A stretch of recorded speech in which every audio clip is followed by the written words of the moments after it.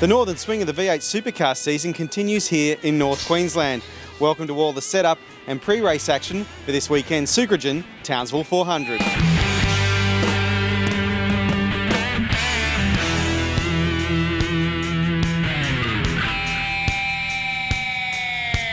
Well, after a strong performance in Darwin, Mark, Winterbottom, I guess you're looking for more to finish the weekend like you did in Darwin up here.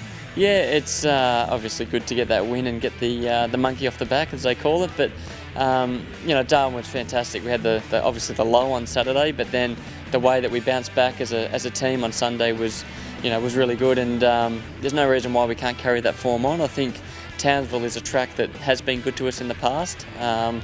It is different to Darwin, but the one thing we're going to need here is tyre life, and that's what we showed at Darwin that we have. So it all looks okay on paper, but time will tell when we get on the track. But yeah, good signs. How different would it have been if you had the success on Saturday but had the low on Sunday to come here? Yeah, changes for sure, because although it's the same race meeting, it feels like two separate weekends, because the way they split the formats up now, it's Saturday, do what you got to do, and then you come out Sunday and qualify. So it was good to have the chat and the discussions, I guess, Saturday night, and everyone was disappointed but still upbeat because we had quick cars, so it wasn't all doom and gloom. But roll out Sunday, it was nice to see Dave get the pole, because that was a bit of reward for his car and his guys again, and then my win on Sunday was obviously a good reward for the team too. So yeah, it was better on Sunday. If it was a reversal, there's still that little bit of tension and stuff that you have, so that's all cleared, and thankfully it was on Saturday. As you say, moving up here, back to longer formats here, you got to use both compounds of tyres, fuel comes into play, there's a lot to think about, and not just that the races are longer. Yeah, it's personally I think the format isn't as good as what we've had in the past, because I used to like that two sets of tyres, two sets of soft tyres, and also the hard tyres. So, but the reason they're going to be different this year is purely because the fuel tank's bigger, so you can do the race on one stop, but doing it on one stop means longer runs on tyres. So in my opinion, the other way worked well, because strategise with a hard tyre and then two sets of softs, but now it's a new lottery. But I'm excited to see what the shootout's going to be when you put the soft tyres on for the first time and go out for that ultimate lap and try and get pole position. But at the same time, if you flat spot a tyre, it's pretty much game over for the race. So it's going to suit the brave and punish the stupid, I guess you'd call it. So it's an interesting format. It's going to be tough. And just finally, with the race on Sunday, where you really closed in on Craig at the end, was that a sign that you guys are really good on your tyres? Well, it depends on the race. I think on Saturday, Craig looked like he had very good pace, and his tyre life looked really good. But then you flip it for race two, and I looked like I had really good tyre life. So they're very fiddly, the cars now, and you get the car into a nice window and tyres last, car feels great. You step outside that window slightly, and it can feel horrible. So it's going to be a long stint here. If we can have good speed and be smart, and that means driving, strategy, all those things that go with it. I think we'll be there somewhere at the end. But there's no doubt they'll have good tyre life. They'll bounce back. But at the moment, we like to think that we've got a little bit better, and we'll try and use it this weekend.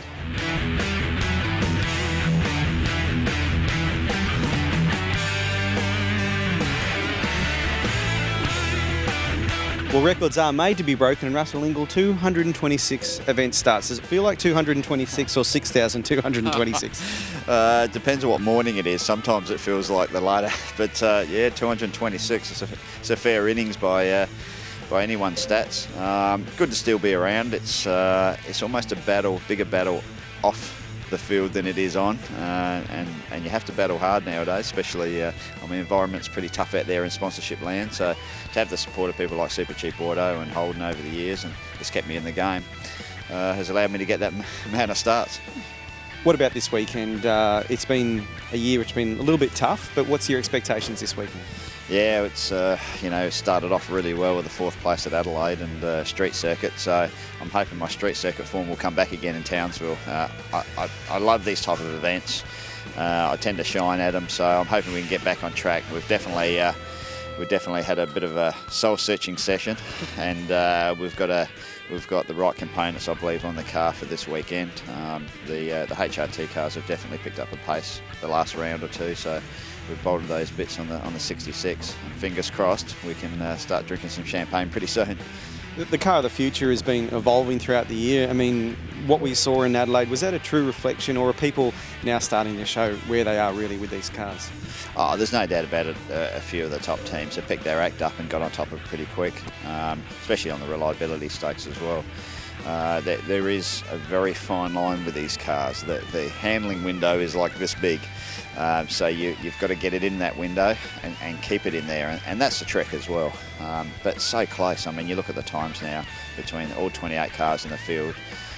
It's almost getting ridiculous how close it is, but you know, that's the way it is. I mean, you know, Darwin was the first time ever in my career I qualified back of the grid, and I was talking to Rick Kelly, who also qualified last in one of the races, I think on Sunday, and he can't believe it. He said, car actually feels all right, it's just not fast enough. And that's what it is. It's not like they feel totally ugly, they just don't go quick when they're not in that window. So it's very tricky, but like I said, street circuits is one of the few places that if you're brave enough or stupid enough, you can grab the car by the scruff of the neck and still drag a result out of it.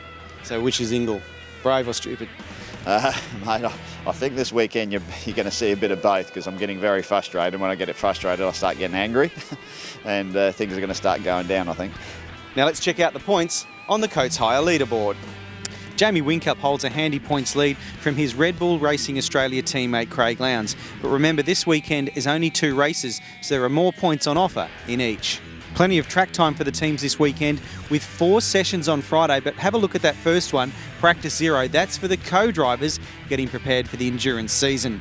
Over to Saturday, another practice session followed by qualifying, top 10 shootout, and the first of the 200 kilometre races starts at 3:35.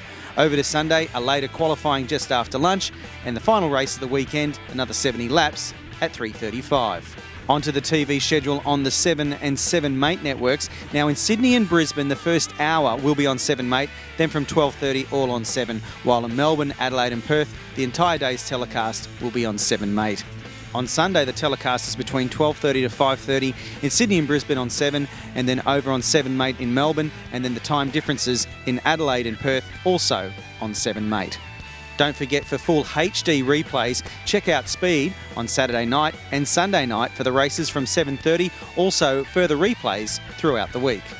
While you're here at speedcafe.com, check out this weekend's Sucrogen Townsville 400 race guide. Also the latest CrimSafe talking tech as we explore the world of V8 Supercar brakes. Whether it's all the action here on the streets of Townsville or motor racing around the world, including the Formula One Grand Prix in Germany, keep up to date with speedcafe.com.